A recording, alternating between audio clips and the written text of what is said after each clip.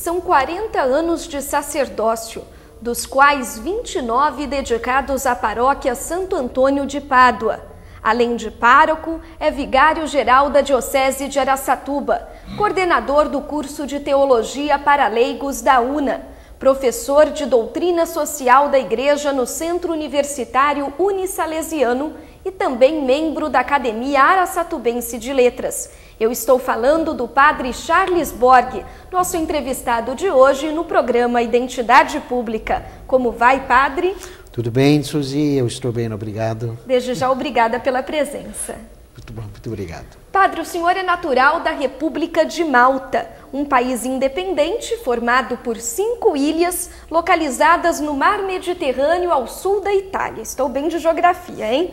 Quais as belezas e quais as tradições desse país em que o senhor viveu a infância e a adolescência?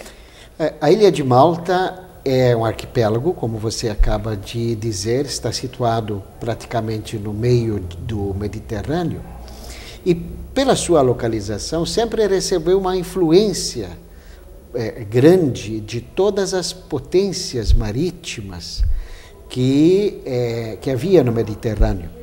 Então, nós temos na nossa cultura, que é bastante antiga, nós encontramos em Malta templos que, com uma datação mais conservadora, situam-nos na região de 3.000 anos antes de Cristo. Alguns estudiosos ainda vão mais longe, colocam esses templos na época de 6.000 anos antes de Cristo, e sendo esta datação correta, seriam os templos mais antigos, ou as construções mais antigas da Europa, que se encontram na Europa hoje. De qualquer forma, o interessante é que todas as potências marítimas deixaram vestígios em Malta, tanto culturais quanto também de idioma. Nós temos restos romanos, gregos, fenícios.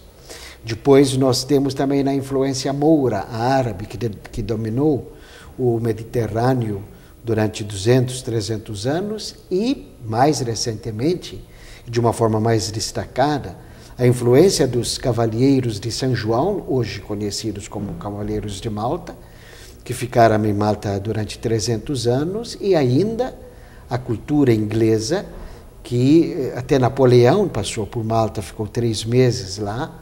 Depois, com a ajuda da armada inglesa, os malteses conseguiram expulsar Napoleão, e os ingleses, então, transformaram Malta em protetorado durante 186 anos. Então, os nossos costumes hoje são predominantemente ingleses, não é? Até de onde vem também o Charles, né, que é um nome bem britânico, não é?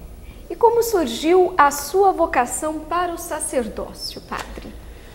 Eu sou filho de uma família muito religiosa. Nós, em casa, nós sempre, desde que eu me lembro como criança, nós tínhamos uma vivência religiosa muito acentuada. Tanto meu pai quanto minha mãe participavam ativamente da vida da igreja e, evidentemente, nos carregávamos junto com eles para a igreja. Na igreja, onde eu frequentava, por sinal, dedicada a Santa Rita também, eu fui coroinha, e aí eu fui pegando gosto pelas coisas assim da igreja, e sempre falava que eu queria ser padre, mas falava assim, por falar, né? A gente não tinha ideia do que viria a ser padre. Era, digamos, um sonho, um projeto de vida. Decidi mesmo seguir a vocação sacerdotal quando eu tinha 21 anos. Eu já tinha terminado o curso de filosofia num estúdio dos dominicanos em Malta, e aí com 21 anos eu decidi... Bateu o martelo. Aí decidi realmente continuar o curso. Já tinha feito também, já tinha completado 1 ano de teologia, né?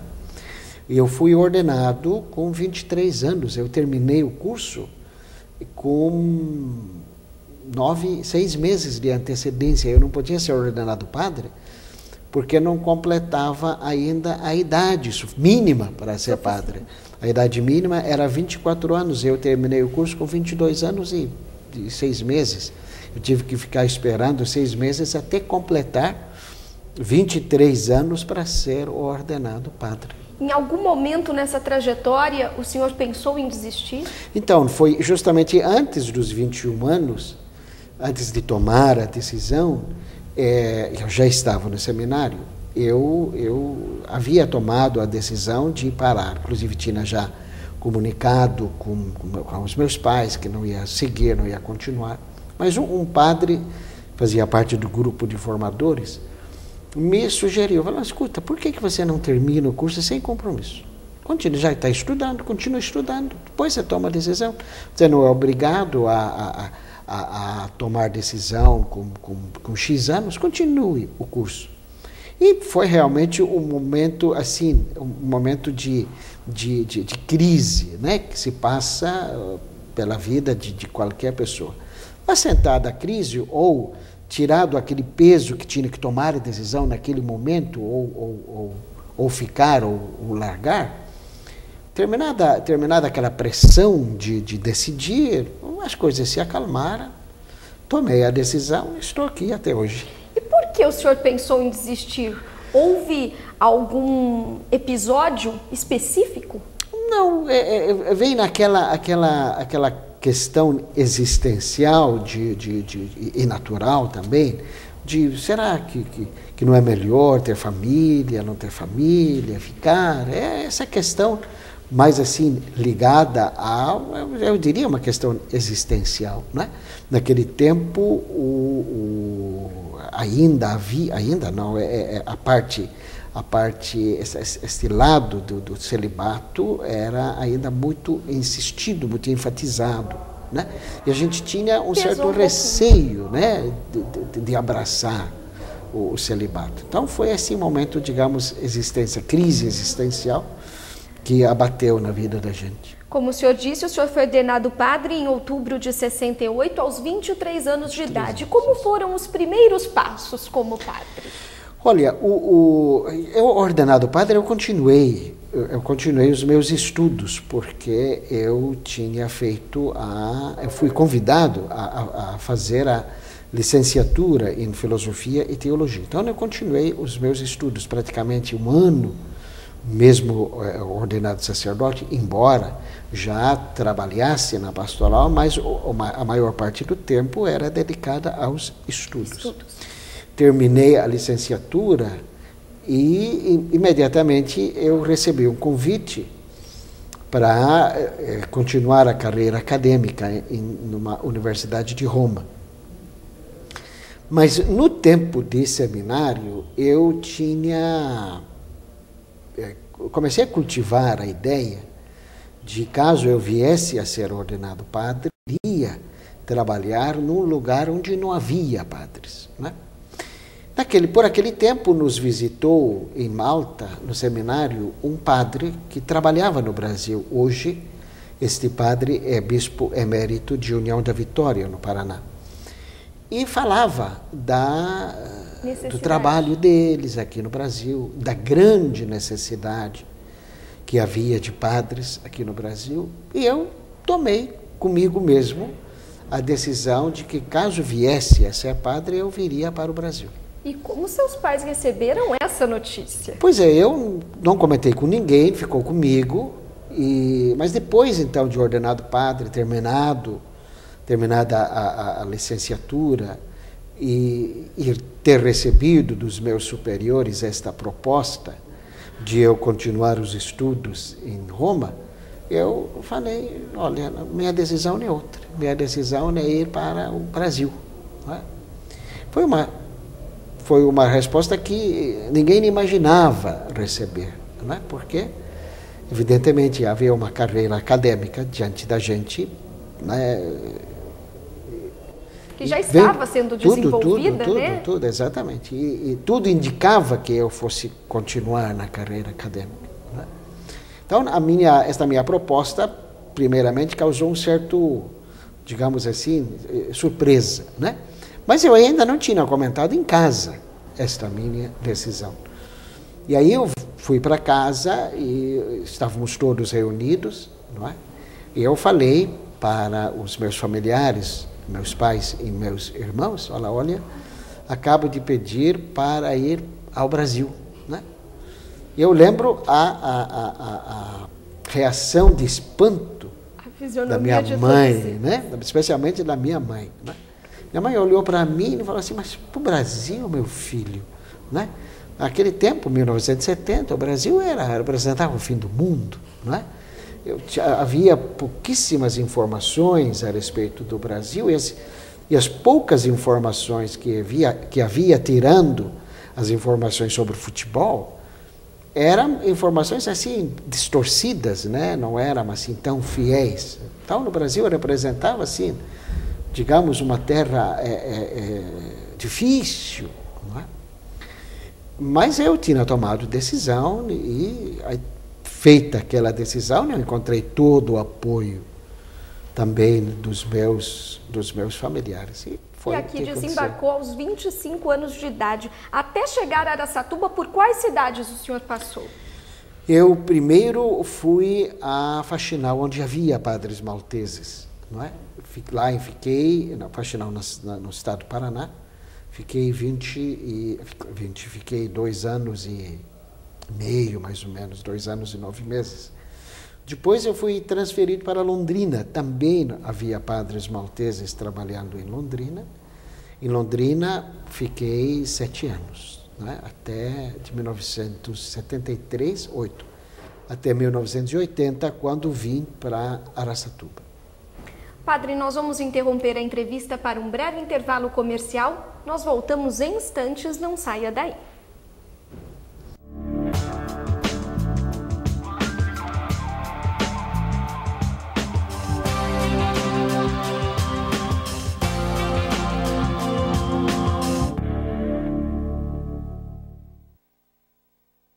Audiodescrição. Eu não sou diferente de ninguém. Quase todo mundo faz assim. Eu me viro bem melhor quando tá mais pra bom que pra ruim. Não quero causar impacto, Nem tampouco sensação. O que eu digo é muito exato.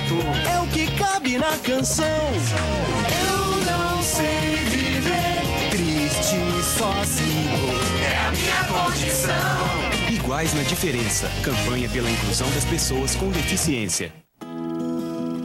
Filho, esse é o mundo aqui fora.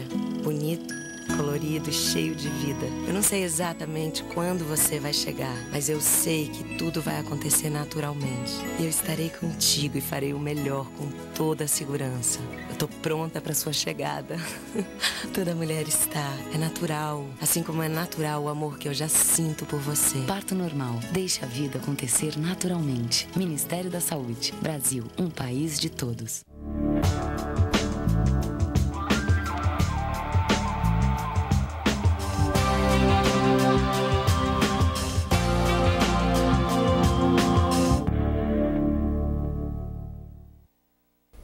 Voltamos a apresentar o programa Identidade Pública, hoje conversando com o padre Charles Borg sobre a sua vida pessoal e sacerdotal. Padre, como o senhor bem disse no último bloco, o senhor chegou em Araçatuba em agosto de 1980 e desde então o senhor é o responsável pela paróquia Santo Antônio de Pádua. De lá o senhor não sai mais, né? Já não depende de mim. Essa decisão não depende somente de mim, não. Quais os projetos que o senhor lá desenvolve nesta paróquia? Olha, o trabalho paroquial é um trabalho dedicado ao serviço de uma comunidade. E o serviço da comunidade é basicamente manter viva a fé desta comunidade. E manter viva a fé da comunidade, no meu modo de entender, se exerce enfrentando ou trabalhando em 2 frentes. Uma é mantendo viva a comunhão fraterna, fazer com que a comunidade cresça na fraternidade, na amizade, na solidariedade, na comunhão. Penso que essa vida comunitária, uma verdadeira comunhão, é o grande testemunho que uma comunidade de seguidores de Jesus deva oferecer ao mundo. E a outra vertente é a formação. Uma fé que não seja fé formada, fé balizada, ela tende a ser uma fé frágil. Então, a outra vertente é justamente visando a formação de leigos, fazer com que esta fé se torne cada vez mais robustecida por um conhecimento balizado. E entre as suas contribuições para o desenvolvimento da nossa cidade, o senhor trabalhou para que Araçatuba, antes vinculada a Lins, se transformasse e se tornasse sede de diocese. Foi essa uma difícil batalha, padre? Difícil não diria, talvez o termo que explicasse, que definisse melhor esta iniciativa, fosse trabalhoso, porque exigia, a Santa Sé, o Vaticano, exige um levantamento assim muito detalhado, muito minucioso, para ver se de fato a cidade e a região comporta a instalação de uma diocese. Foi trabalhoso, mas também eu preciso reconhecer a ajuda que muitas pessoas ofereceram na compilação de toda a documentação necessária para a criação da diocese. Isso também facilitou muito, ajudou muito, para que a gente conhecesse mais e melhor a realidade que é Araçatuba. Porque, querendo ou não, quando a gente se dedica a um determinado trabalho, a gente fica mais ou menos restrito àquele trabalho. Recebendo esta incumbência de apresentar a realidade de Araçatuba para o representante do Vaticano no Brasil, que é o Núncio Apostólico, dizendo ter Araçatuba condições de ser sede de diocese, Araçatuba e região, ter condições de ser sede de diocese, isso ajudou muito a abrir o horizonte de conhecimentos quanto a Araçatuba e a sua região. E desde então, desde a criação da Diocese de Araçatuba, o senhor ocupa o cargo de vigário-geral. Quais são as funções de um vigário-geral, padre? O vigário-geral é digamos assim, o primeiro assessor do bispo. Ele partilha com o bispo a administração da diocese. Sendo o primeiro assessor do bispo, é também o assessor mais próximo a ele e o seu eventual substituto na ausência temporária do bispo. Não quando o bispo deixa a diocese, no sentido dele mudar de diocese ou vier a falecer, mas no sentido de quando o bispo se ausentar da diocese para atender a outros deveres, a outras obrigações. Então, quem responde pela diocese é o vigário-geral. Padre, viver sozinho, longe da família, é uma distância relativamente grande. Não desanima nessa missão? Olha, as pessoas sempre perguntam, eu tinha um amigo muito querido, falecido hoje, o Edio Castanheira, que ele sempre fazia esta pergunta: você é só ou é solitário? Né? E eu sempre respondia: eu sou só. Né? Solitário, nunca me senti solitário. Até porque eu acho que a solidão, ela começa no interior da gente primeiro, para depois ser exterior. Né? Todo mundo sabe que a pessoa pode estar envolvida ou cercada por várias pessoas, no entanto, se sente sozinha. Né? Por quê? Porque a solidão é algo que acontece no interior da gente. E francamente, solitário eu nunca me senti. Né? Tem vezes até que eu até fujo um pouco daquele burburinho. Né? Uma pessoa que vive durante longos anos num determinado local, como paróquia, numa determinada cidade, como Araçatuba, evidentemente acaba criando uma vasta corrente de amigos. Claro. E a gente deve dizer também que muitos destes amigos, a maioria, se não a totalidade, manifestam um carinho todo especial para com a gente, não é? Então, há uma vontade muito grande da presença da gente em praticamente todas as ocasiões que envolvem na vida da família, das famílias. E o seu contato com a família, com a sua família, também é constante, mesmo com a distância? Hoje, graças às facilidades da tecnologia moderna, é um contato constante, né? Internet, telefone, enfim, esse contato é constante. De modo que, realmente, eu não me sinto assim, solitário. Eu sou só, vivo sozinho, mas solitário no sentido, assim, daquela solidão. Não, isso eu não tenho. E o senhor viaja constantemente para Malta? Também. Eu vou todo ano lá, visito. E eles também. Meus familiares vêm também com certa regularidade, já estiveram e gostam de vir aqui. O senhor padre também é autor de 4 livros, obras que o levaram a ser membro da Academia Araçatubense de Letras. O senhor sempre gostou de escrever?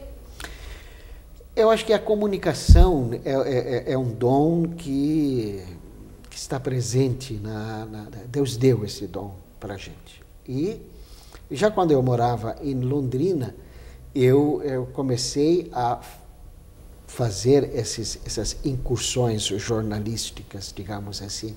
Naquele tempo, ainda com um português muito sofrível, não é? A gente lutava, como luta ainda hoje, para dominar o idioma, porque, afinal de contas, é um idioma estranho à vida da gente. Mas em Londrina, quando eu morava em Londrina, quando eu cheguei em Londrina, eu fui me apresentar ao bispo, evidentemente, me colocando à disposição. E o bispo falou assim, olha, eu estou necessitado de um padre que apresentasse a missa na televisão, que o padre que apresentava cansou de apresentar a missa e eu estou precisando de alguém.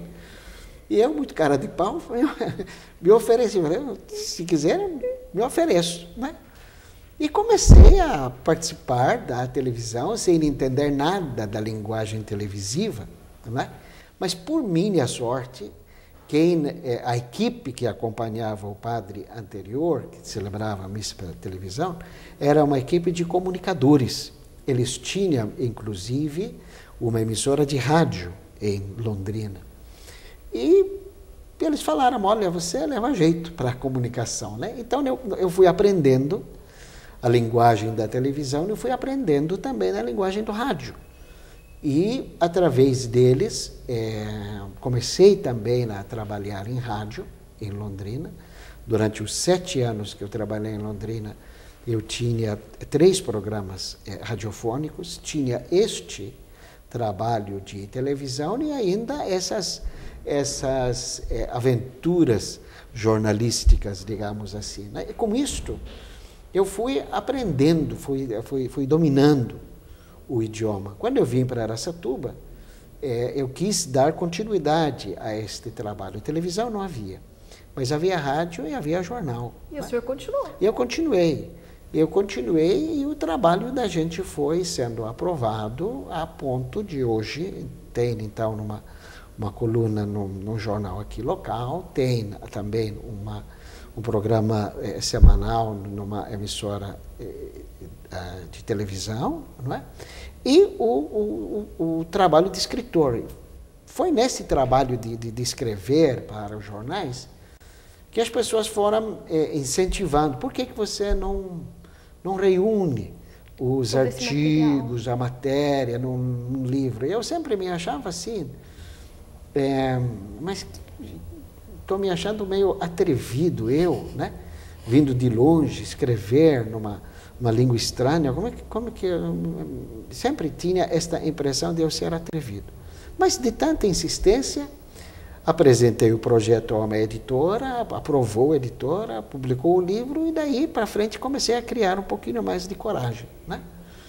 Até que eu fui convidado também, em função disso, para fazer parte da Academia Araçatubense de Letras, que eu agradeço muito a distinção, mas eu sempre falo lá para os meus colegas da academia, olha, eu sou o último aqui entre vocês e o que menos palpita em matéria de idioma, porque eu me considero ainda um aprendiz do idioma, não é? Mas é uma grata satisfação, uma honra, não? Com toda muito certeza. Grande. Eu acho, para mim, inclusive, além daquilo que as minhas capacidades recomendam. Padre, após 40 anos de dedicação ao sacerdócio, o que mudou? O que mudou mudou a visão que a gente tem da vida do sacerdote, do ministério do sacerdote. Quando você começa o ministério com uma ideia assim de que você é capaz de transformar o mundo. Depois você começa a conhecer as pessoas. E conhecendo as pessoas, você começa a conhecer o drama de que é um ser humano. E com isto, você aprende a ser compassivo. Hoje eu entendo que o trabalho mais precioso que um sacerdote faz não é tanto de aconselhar, de dar palavras confortadoras para as pessoas. Eu vejo hoje que o trabalho mais precioso de um sacerdote é saber ouvir as pessoas. Ter um coração que escuta, que preste atenção, não somente às palavras, mas aos sentimentos que estão e uma dentista sanitarista porque para muitas atuar vezes no a município. pessoa não consegue usar, expressar-se da forma como ela gostaria de se expressar.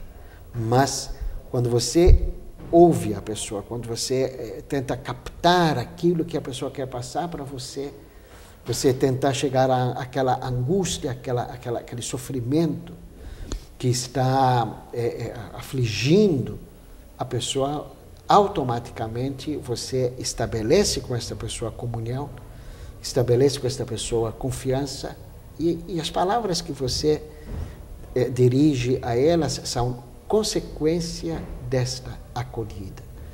Eu vejo hoje que a urgência maior que as pessoas têm é de encontrar pessoas que saibam ouvi-las.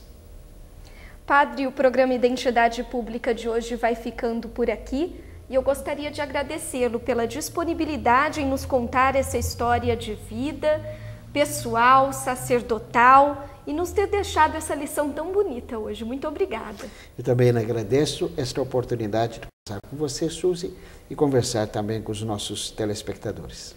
Muito obrigada, Padre, e obrigada a você pela audiência. Até o nosso próximo programa.